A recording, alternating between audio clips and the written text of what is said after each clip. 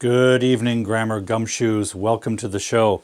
I'm your humble host, English instructor, writing coach, and grammar detective, Paul Duke. I'm streaming to you live from Vancouver, Canada, to YouTube, Facebook, LinkedIn, Twitter, and Twitch.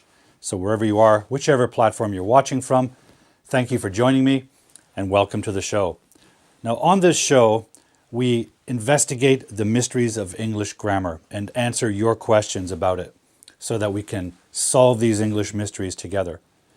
Now tonight, I happen to have a very special guest joining us in a little while, so our time to answer your questions is somewhat limited, but I do have one question outstanding from the last show I'd like to answer tonight, and then we'll bring our guest on. Now some of the shows too, we have a live quiz. We won't have time for a quiz tonight, but we've got a very special guest teacher joining us from Brazil, and he's got some grammar questions and grammar mysteries that his students face in Brazil. So we're going to still talk about some really interesting grammar points with him. Now, if you're just joining us, please say hello in the comment thread and tell me what country you're watching from. Let's see who we have with us. I know Chris Derboven is with us from Belgium. Welcome to the show, Chris. Chris has actually been watching from the very first show I did 3 years ago. So thank you for staying up with us, Chris. I know it's very late in Belgium. We also have Stacy watching with us from South Korea. And we have also Pallavi from India, I believe. And we have with us Chris from Brazil. Welcome, Chris. How are you guys all doing? Everything okay? Okay, great to have you with us.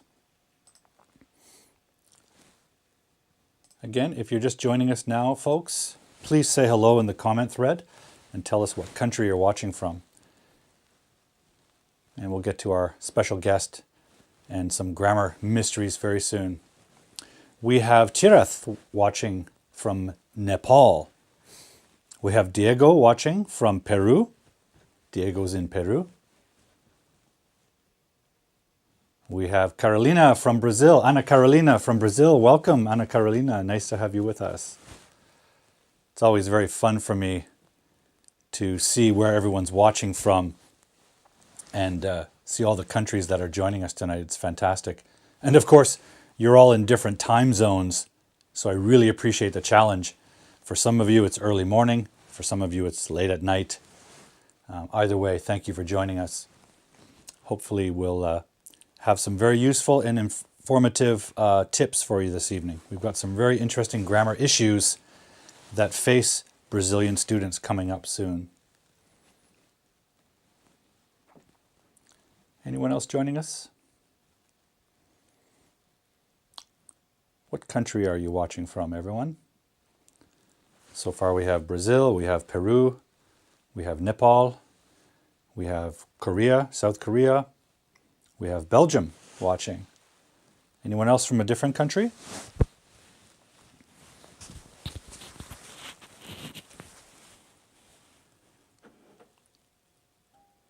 We have Eddie with us. I believe Eddie is from Brazil, but he may be in Canada at the moment. Ah, yes, from Vancouver. Thanks for joining us, Eddie. Eddie is an associate, colleague, and friend of mine, and I believe our guest this evening also knows Eddie. Who else is joining us?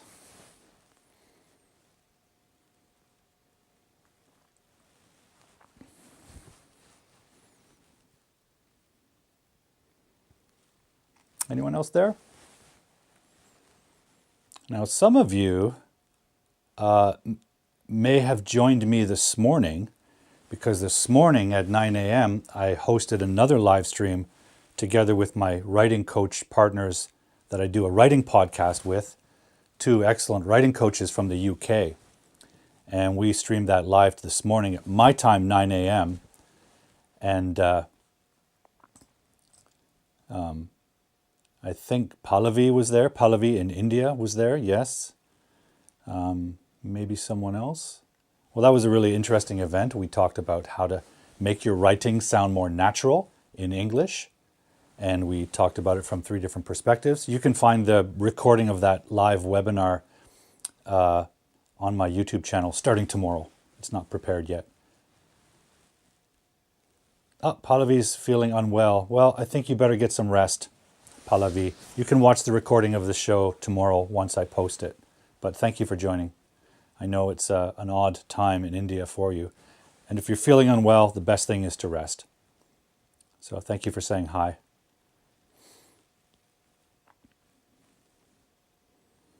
Okay. Lots of people with us tonight. Great. Anyone else? If you're just joining us, please say hello. Tell us what country you're watching from. And we'll get to work in a moment. And we'll bring our guest in a few more minutes.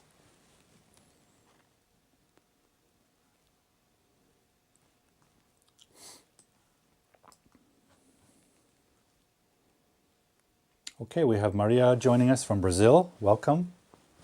Great to have you with us. We have a couple of folks from Brazil watching. Great. Well, folks, we're 10 minutes in. I think it's time to answer our first grammar question. Now, again, we have a guest tonight, so I'm not going to have a full hour to answer your grammar questions. But please put them in the comment thread, and I'll answer them next week's show, which will be a full hour of grammar work.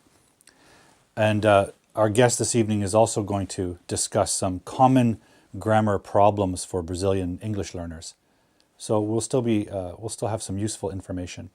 But for now, I'd like to move on to the first question I have, and this was sent to us last week.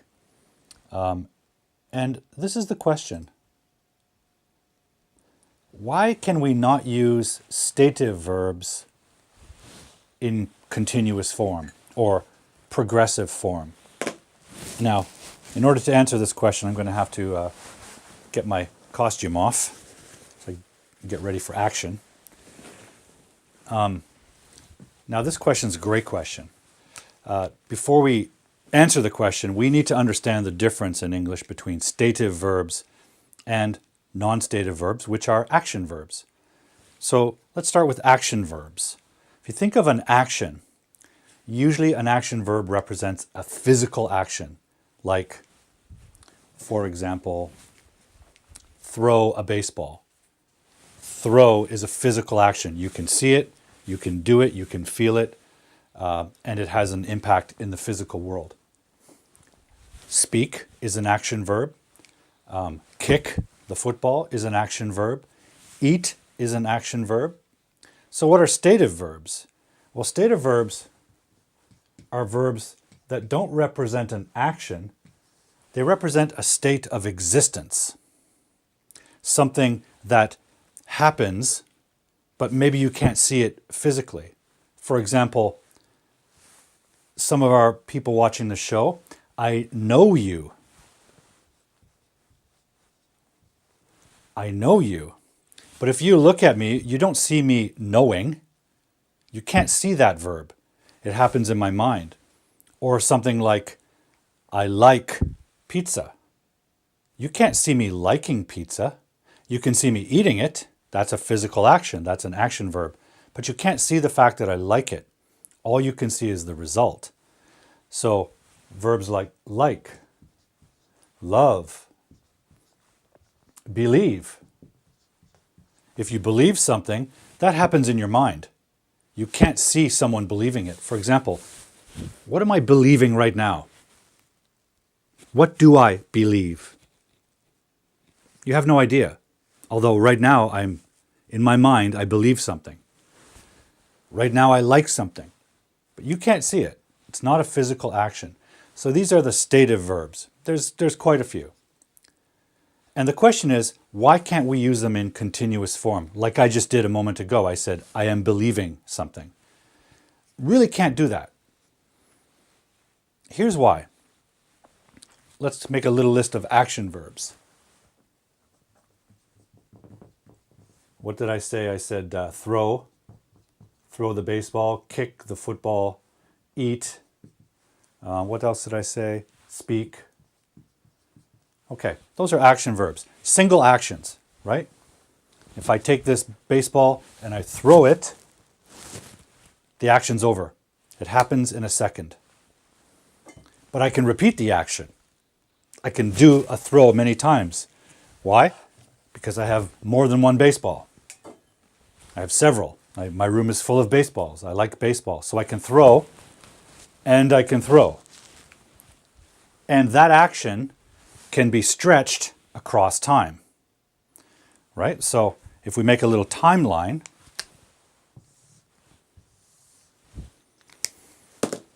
and you make a sentence to describe what Paul is doing right now, present continuous. Paul is throw the ball? No, he's doing it more than once. He is throwing, and again, and again. So a single action is stretched out across time, right? It starts in the past a little bit, like 1 minute earlier. It's happening right now, and it will continue. I even found another one, right? They're everywhere. I can keep throwing the baseball for 2 or 3 minutes.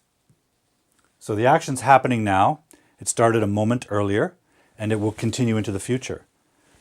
So we can say, Paul is throwing not a baseball, because there are several. He is throwing baseballs. So that single action has been stretched over time, right? We've added time into it. It's not a single momentary action anymore. Now it is happening across time. This is why this grammar is often also called, in some textbooks and some teachers, present progressive or continuous. It's the same thing. It's an action that's continuous. It's not a single action anymore. Now, why can we not do that with these? That's the big question. Here's why. These are single actions that happen in a second, but we can stretch them across time and communicate that by using present continuous. The act of doing that is stretching a single action across time. We can't do it with these verbs because these are not single actions that happen in a second.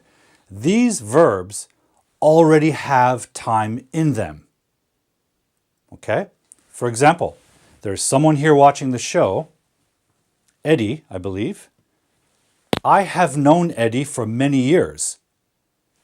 Right? It already has time. When I say, I know Eddie, I know Eddie. Eddie knows Paul. That's not a single action. That is a state of being with time in it. You don't know someone and then not know them. That doesn't happen. When you know someone, there's time involved. When you like something or someone, there's time involved. I like pizza. I don't like pizza? No. If I like something, it happens over time. If you believe something, I believe baseball is a fabulous sport. I believe that. Why? Because I played it and watched it as a child. Little news flash, I'm not a child anymore. I'm an old man. So there's time involved in believing something. So therefore, we don't need to add time and stretch it. It already has time in its meaning. That's why if we did stretch these and use continuous form, it would be redundant. It wouldn't make sense because these already have time in them. These do not. These actions are momentary. They're split-second actions. Well, eat can take a little time, but it starts and finishes. So an action needs to be stretched if it's continuously happening over time. These already happen over time. Teacher, what about McDonald's, which says, I lovin' it, right? Present continuous. I'm loving it. McDonald's says it, so it must be correct English, right? No. McDonald's uses that in their advertising. Advertising doesn't need correct grammar. In fact, often advertising uses bad grammar. Why? because it catches your attention. If you're a native speaker in North America, for example, and you see this advertisement, I'm loving it, you immediately look at that and say, wait a minute, they're using present continuous. That's wrong. But it doesn't matter. McDonald's now has your attention. That's the job of advertisement, to catch your attention and hold on to it. So often there are catchphrases used in advertisement that use the language creatively and often inaccurately. Should you use that? No. Unless you're referring to McDonald's or trying to be funny, right? So, I've been to school. People consider me educated because I'm a teacher. So if I'm with my friends and they know I've been to school and they know I'm a teacher and I said that, they would laugh because it's ironic that I'm saying it because they know that I know that it's wrong. So be careful with advertisement. Advertisement has no obligation, no duty to give you correct grammar.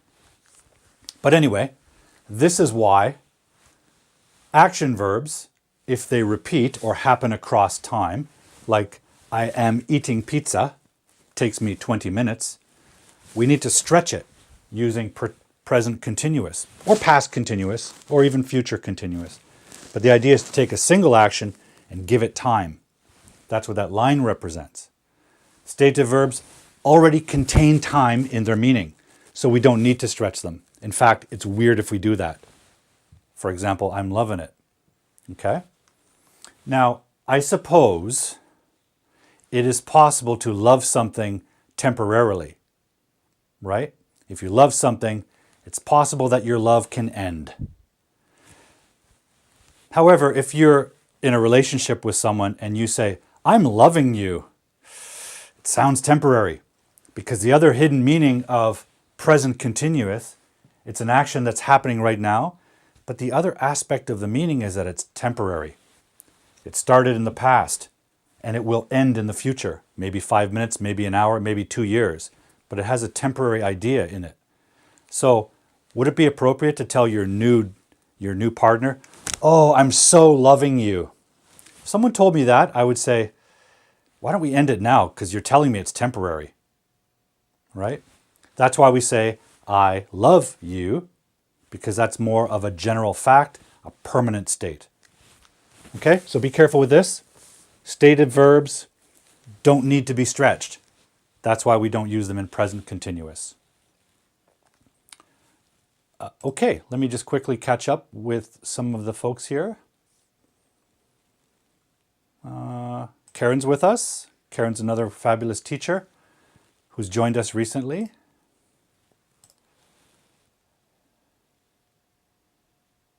Oh, very nice. Thank you very much, Pallavi. You're so very kind. Did I miss someone? Stacy has a question. This is an excellent question, Stacy.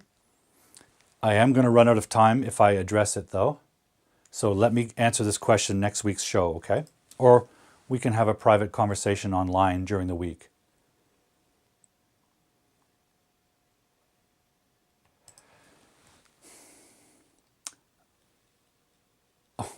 Pallavi, I would be lucky if I could teach at your college. However, I am currently in Canada. You're very far away from me. Maybe I could teach your class online. Perhaps we should talk about that.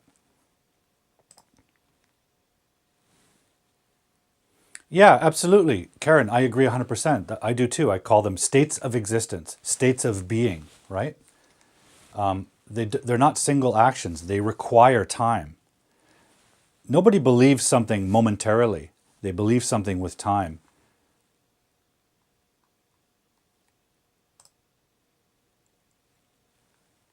Think.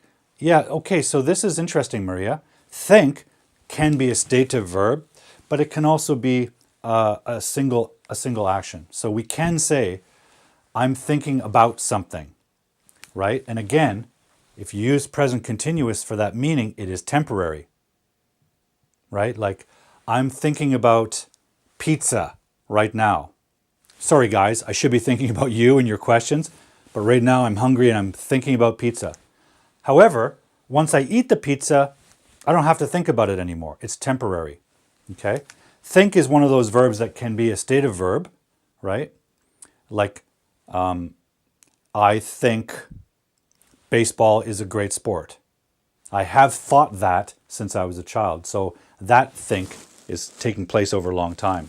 But it can also be a single action or a temporary action with a slightly different meaning. It's a temporary idea that you're thinking about. So that's sort of an exception.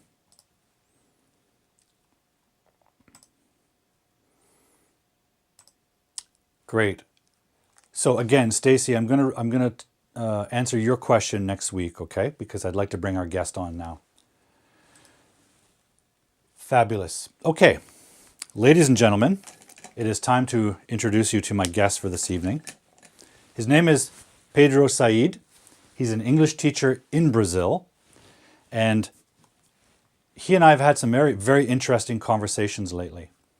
And Pedro and I talked about what would be interesting to bring to the show, and his perspective as a Brazilian English teacher is a very interesting perspective that I want to share with you. So, ladies and gentlemen, let me introduce you to Pedro, and we'll get to know him. And then he's got he's going to introduce some common English errors that the Brazilian students he works with struggle with.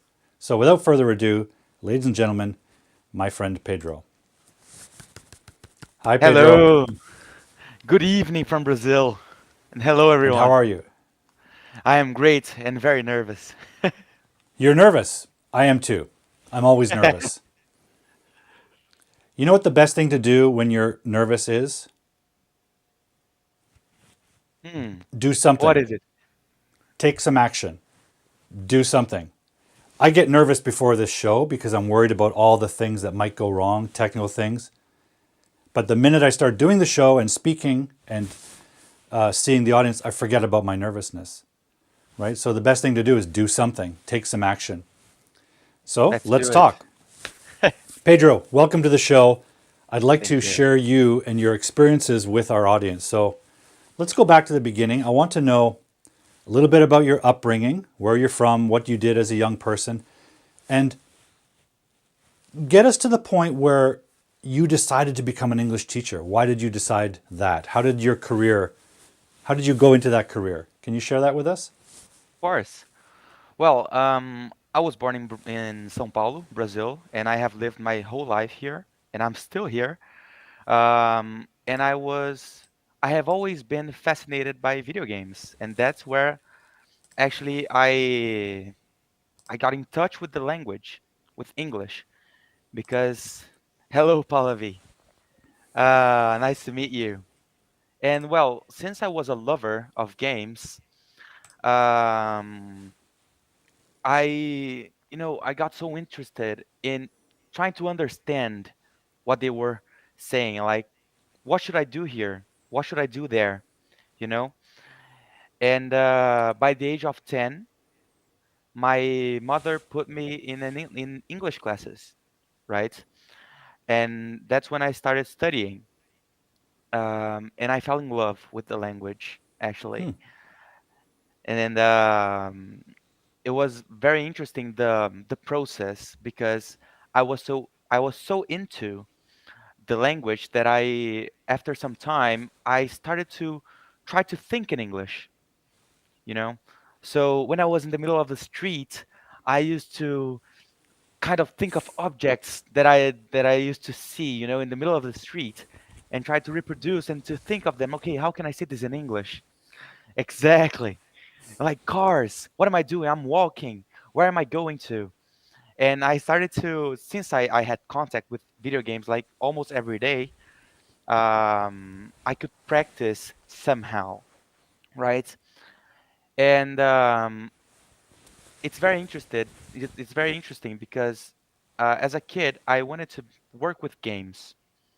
My university, my studies were actually animation design. Ah, However, yes, before that, when I was 16, I was finishing. I was at on my last semester at my English classes on my English course, and a friend of mine he asked me to teach his brother, And I said, okay, well, what have I got to lose? Let's try. So I started teaching this person every Saturday, only 1 hour a week. Mm, And that's when my English teachers, um, they started seeing some potential that I didn't see at the time. And that's they good. invited me to teach at that time. Mm, And when I was 17 years old, I was hired by an English school. And then I found out 17. because, yes, I found out at that time, all of a sudden, that I love teaching.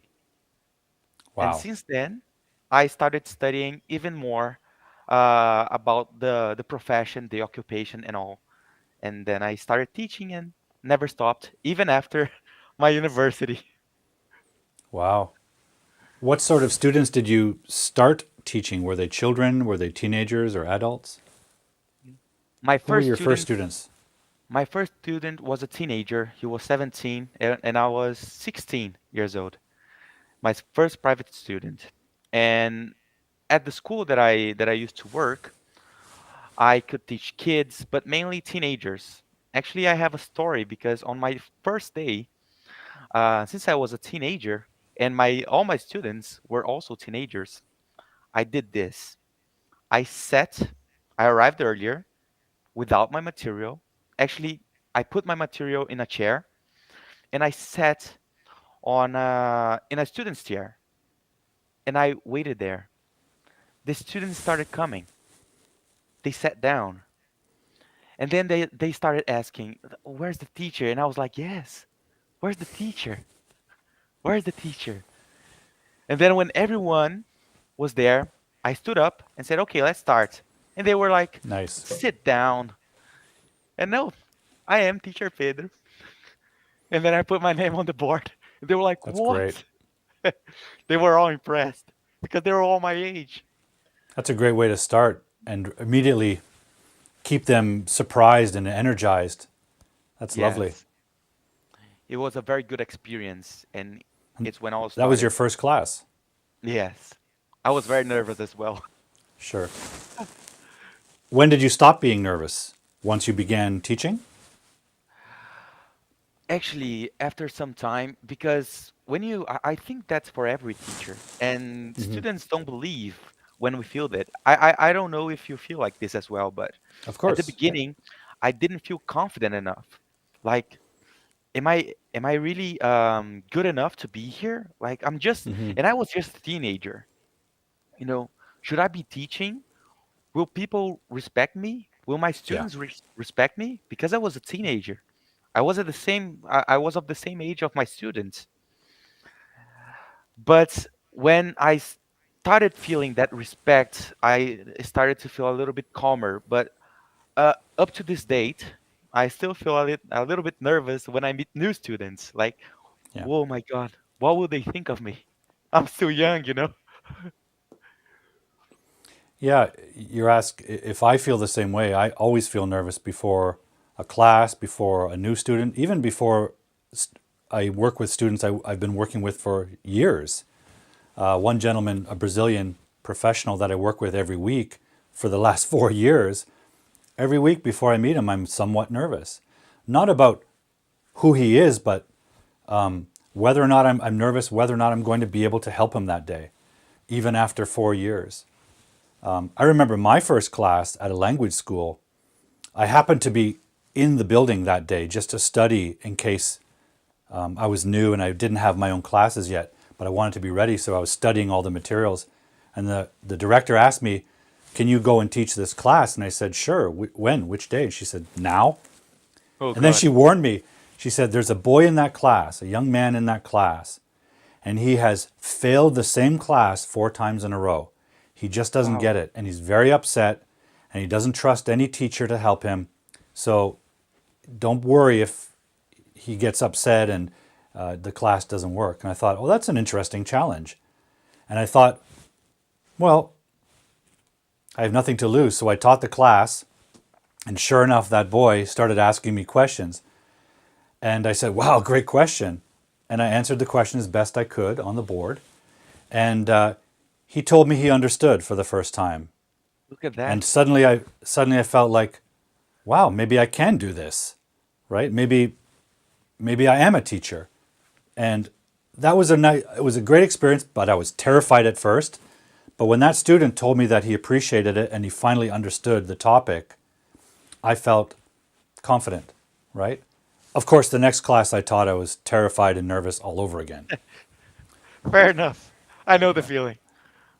So we're always nervous because we don't know what's coming. Even if we have a lesson planned, there's an That's true. element of the unknown. But I kind of enjoy that. If the It's a test lab. students, yeah, if the students are willing to go into that class and not knowing what to expect, and I always try to bring a little surprise in, it's fun, it's creative, it's interactive. We're making up the class together. I'm one of those teachers, I don't follow such a strict lesson plan. I have a lesson plan, but then I break it apart and let the class roll. Do you work similar in a similar way? Exactly the same.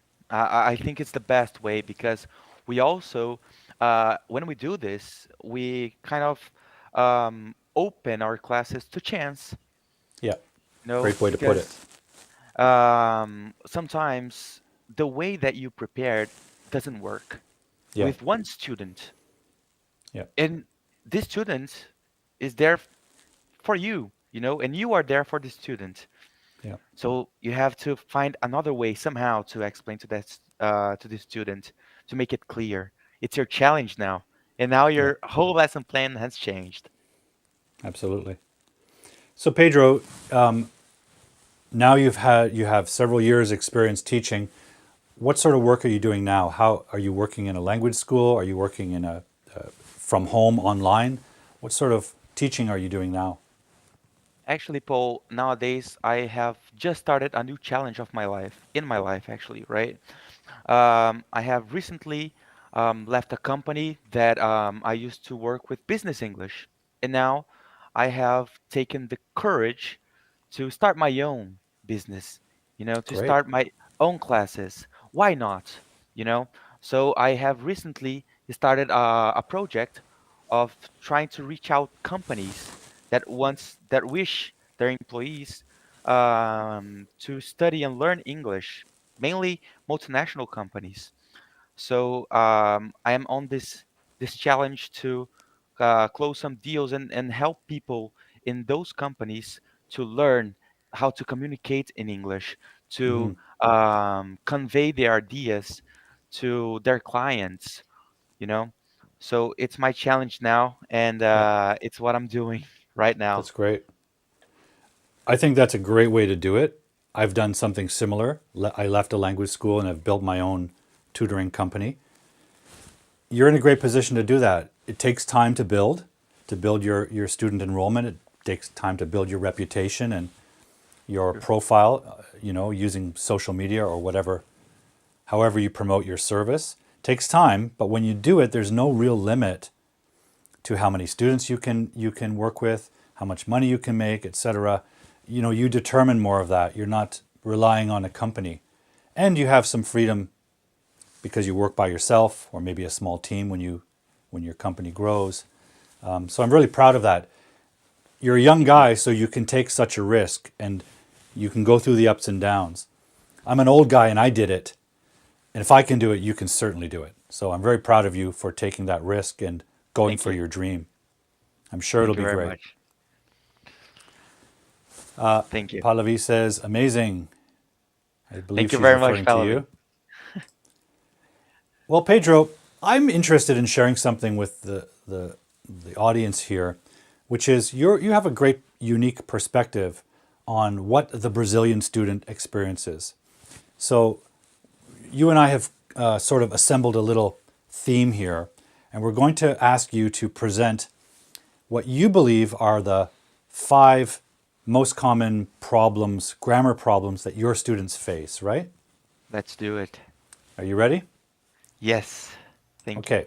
And we'll go through them one by one and we'll talk about them and see if the audience has similar issues with these that maybe we can talk about. Okay, so ladies and gentlemen, here's our new segment.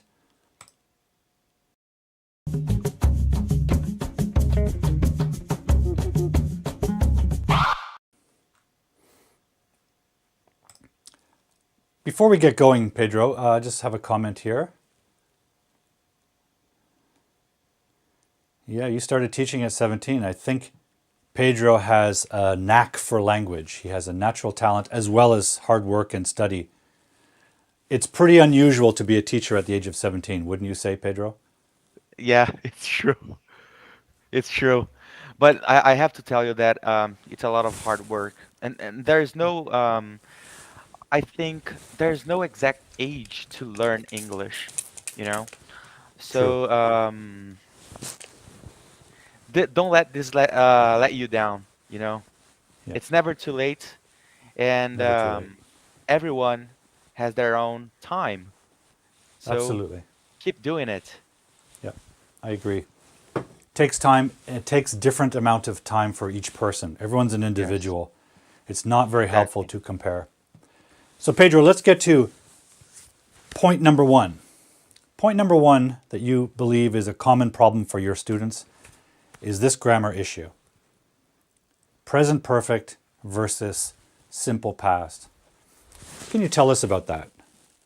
Okay, What you is your know, students' problem with this? actually, these tenses, right?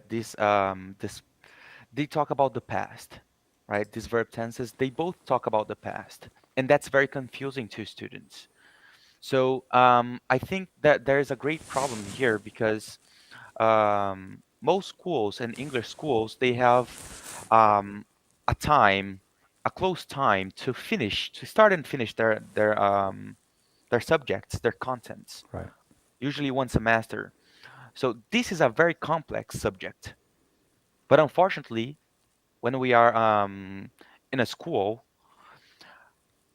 often teachers don't have time to really go through it, you know, Yeah. and students they stay confused forever. To be completely honest, I only completely understood this when I started teaching it because Yeah. I studied again. So the thing is, what basically needs to be understood in this case is that usually the simple past is a closed period of time. What does that mean?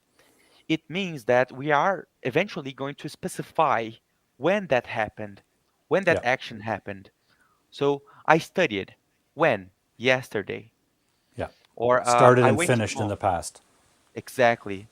It's done. I, I I was at the mall. You're not there anymore. Yeah.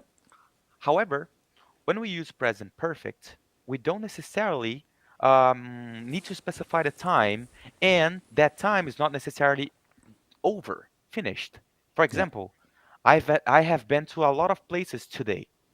Today's not over yet. Yeah. It's still progressing. It's still in progress.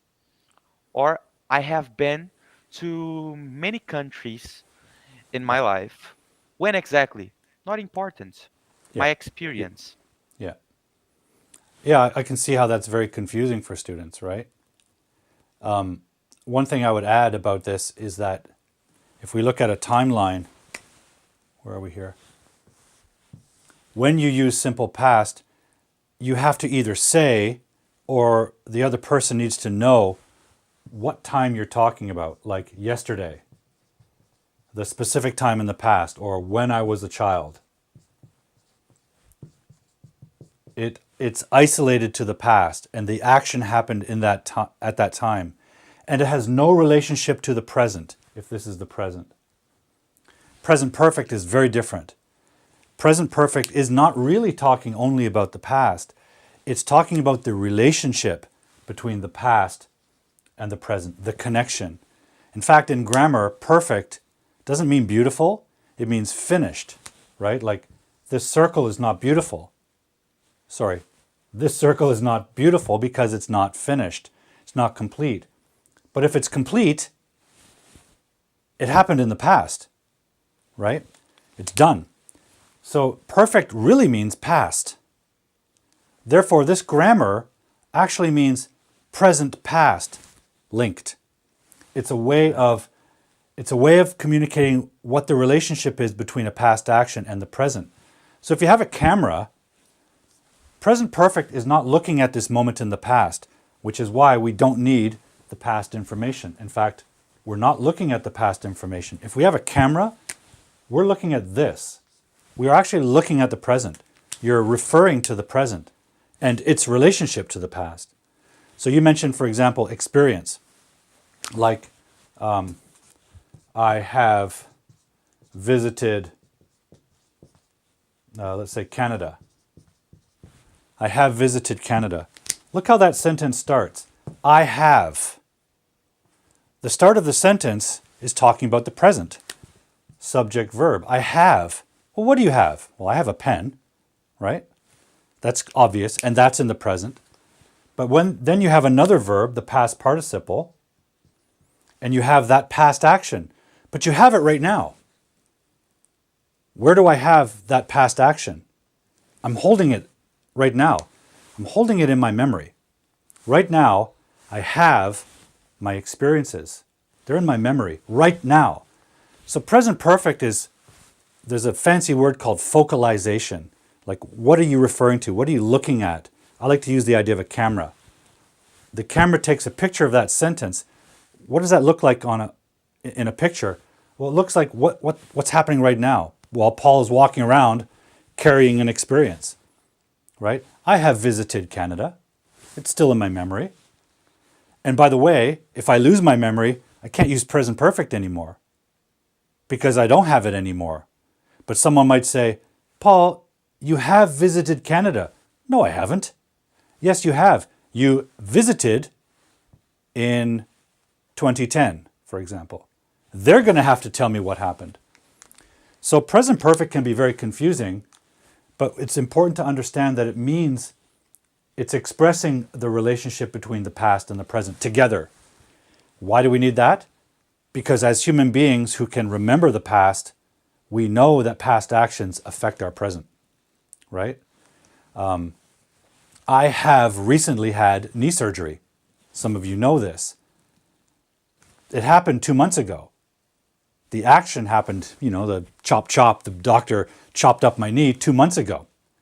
It still affects my present though. It still hurts, right? So we know that past actions affect our present. That's why we need a grammar to communicate that idea, because we can think it. Greatly put. So I can see why that's a common problem for your students.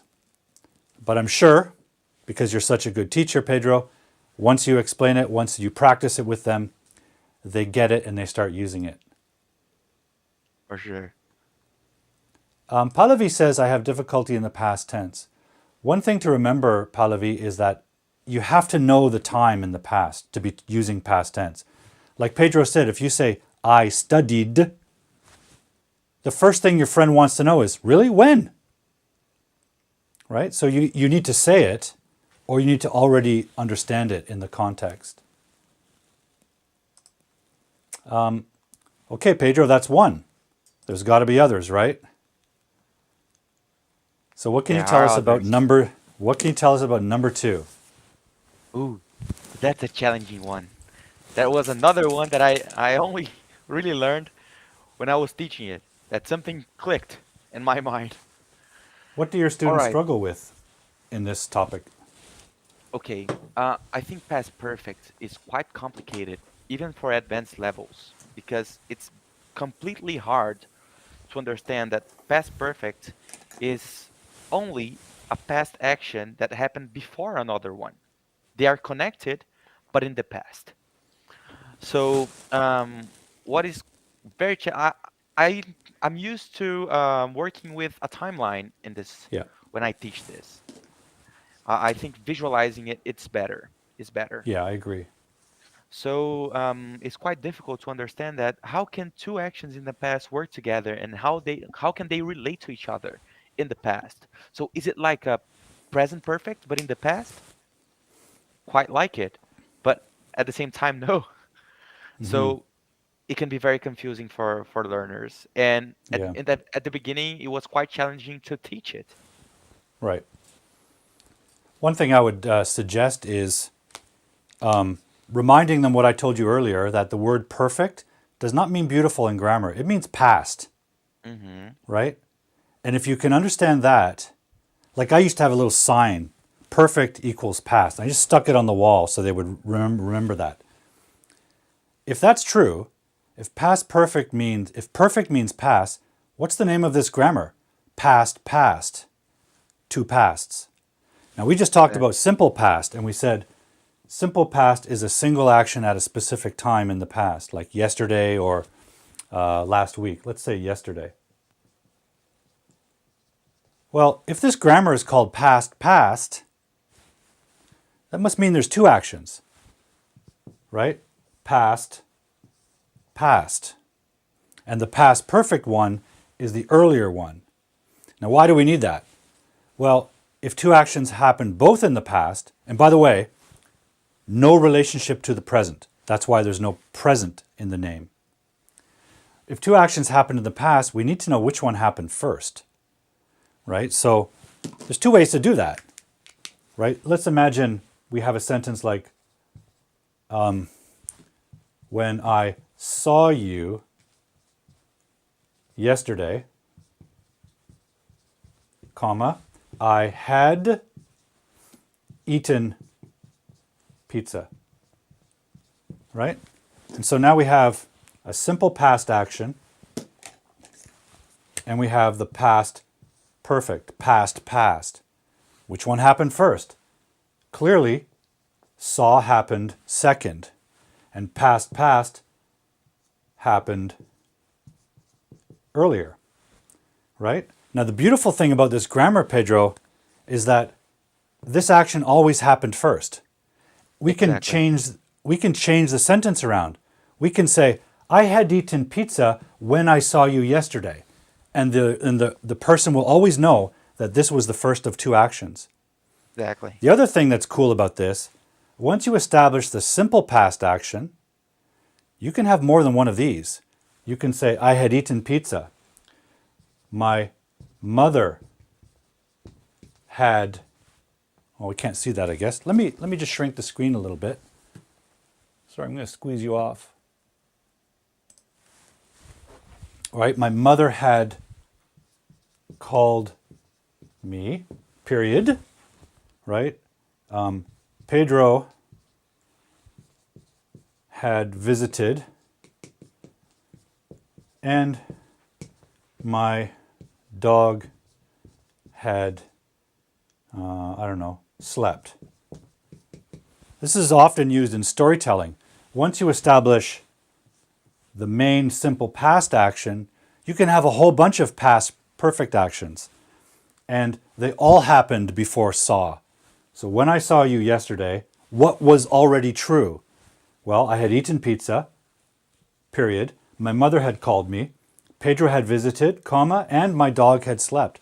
All of these past perfects happened before I saw you. And now you know that. They could all be in a sequence, they could all be at the same time. It doesn't really matter. So here's the trick. When do you use past perfect? Well, there's only one occasion. When you have more than one action in the past. If you only have one action in the past, just use simple past. That's it. Exactly. Hmm. And there's Perfect. one more thing I would say. We use this to tell the reader or the listener which action happened first. There's another trick you can use. You can say, when I, actually, I saw you yesterday.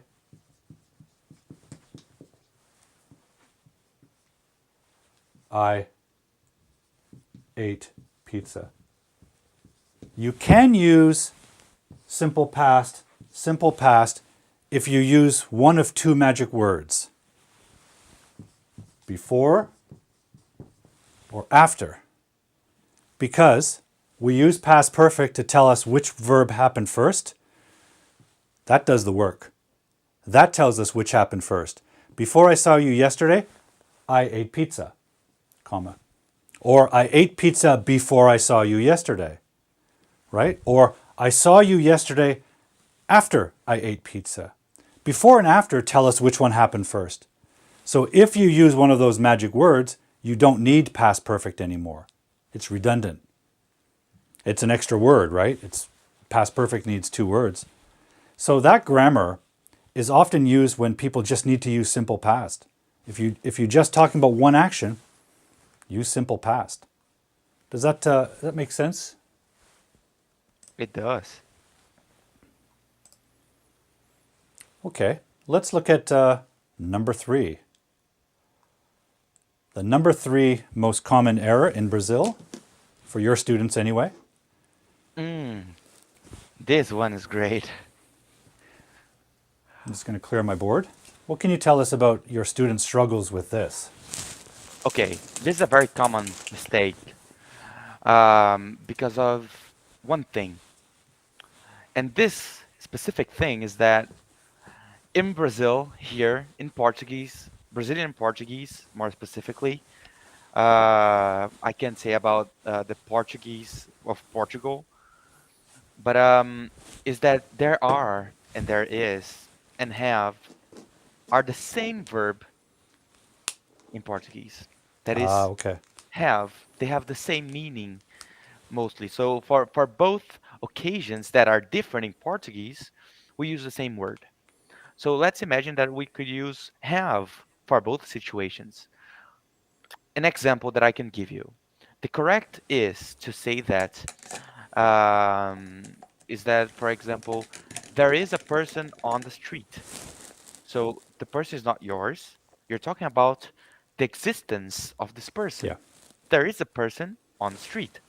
However, since we have the same verb for for the same situation, it's very common for a Brazilian student to say have a person on the street. Who has it?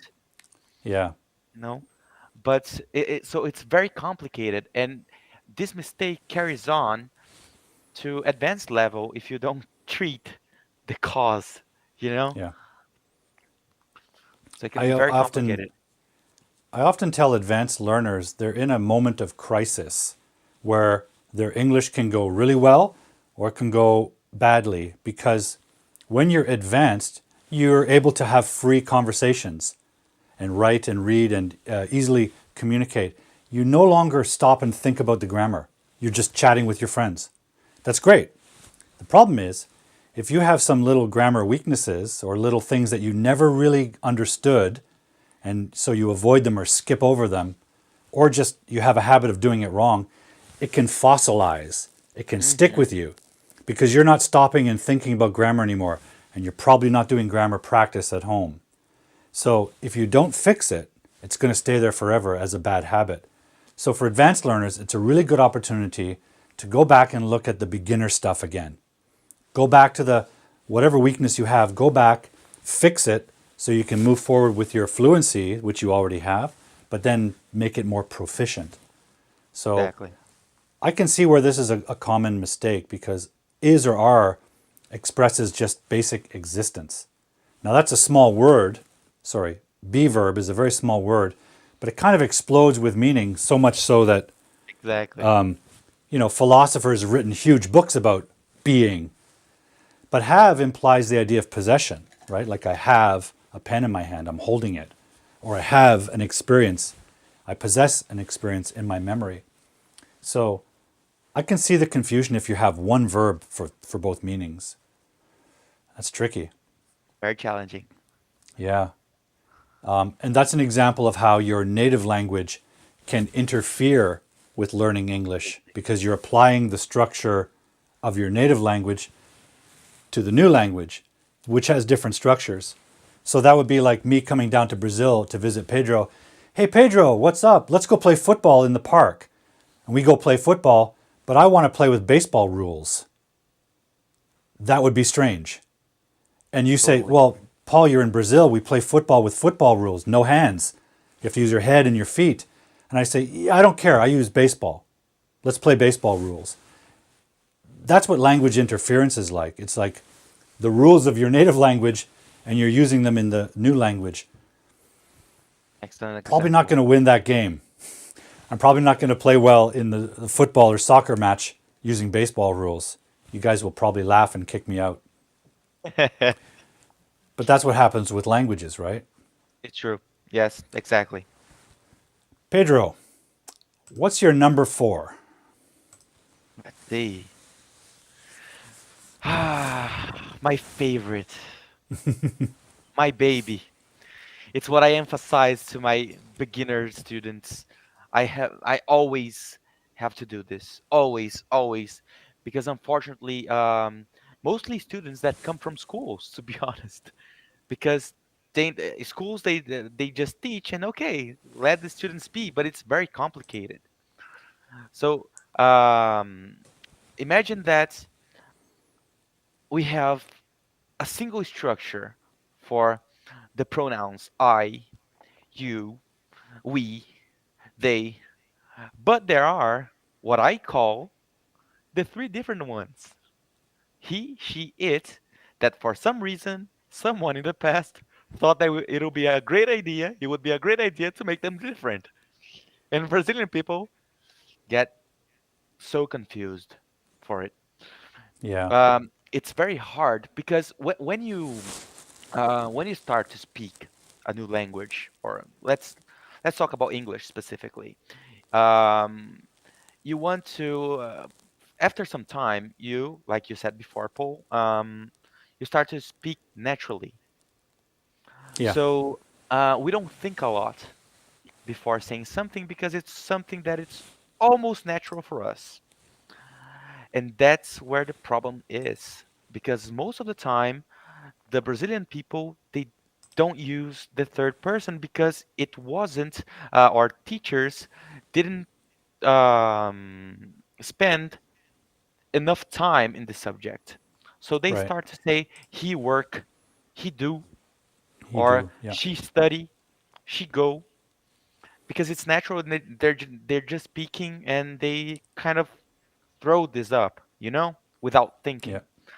So we have to, Takes too it's a long to very, develop that, doesn't it? exactly, it's very delicate to kind of internalize this information in the student's brains in Yeah. general. You made a good point earlier when you mentioned that whatever school they're in, they have these levels, and some schools that level changes month by month. So there's always this hurry to get to the next Hmm. level. So what ends up happening with grammar is that students learn the grammar as best they can in that short time, prepare for the test, then they move on. And a lot of times, two things can happen. They don't have enough time to develop comfort with that grammar, like third person. The other thing that happens is after they move to the next level, they abandon that grammar because now they have to Exactly. focus on the new points. So they just like throw it in the garbage. Sometimes they don't use it, they avoid it. Even if they understood it or didn't understand it, they abandon it and move on to the next points because they have to learn in stages. That's a huge problem in education. That's why I like to bring debates to my classes to practice those Yeah. languages, those structures, so they can use it. Which schools, unfortunately, most of them don't. Yeah.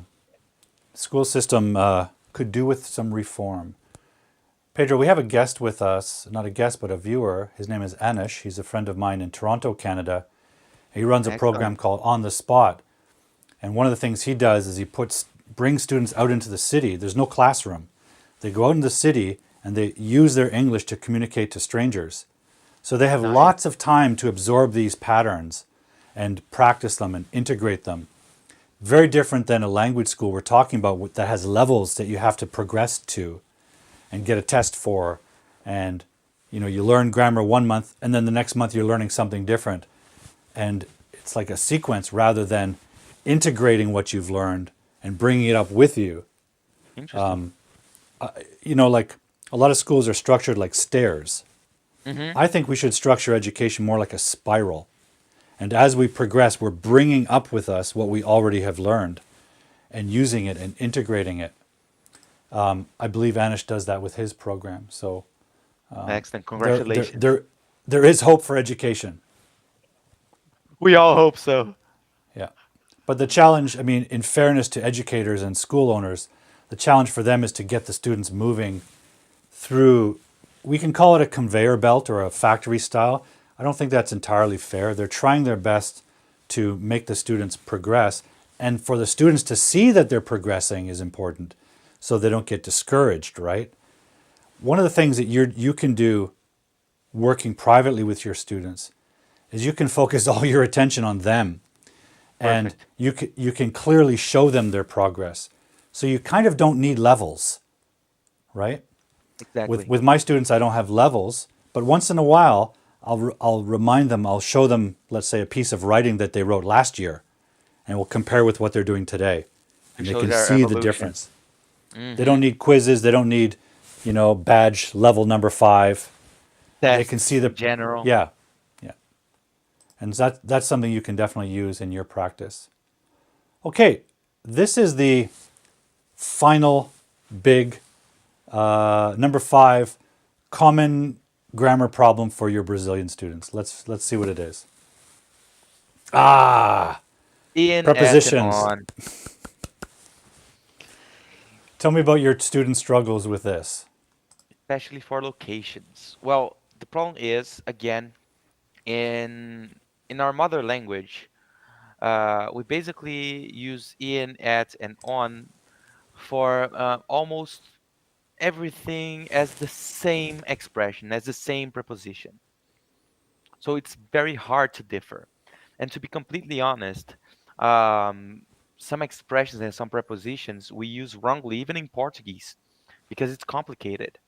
Yeah. So people they are used to say, instead of saying I am at work, I am in work, or I'm in. They use in for everything. They forget that Hmm. at exists or on exists, because the how can I say, the essence before at and on, it's very confusing for them. Yeah. It's funny because we really don't have time for a full lesson on this, but prepositions could be a whole lesson. Maybe we should do that at some point. Have a lesson Sure. on prepositions. We could do that together. But I would Sure. say something that I've experienced with my Brazilian students. Because Portuguese has prepositions, whereas, let's say, Japanese and Korean speaking students may have very few prepositions, if any, in their language. When they learn English, they're learning a whole new kind of word, prepositions. So they may adopt it the same way they adopt verbs and nouns.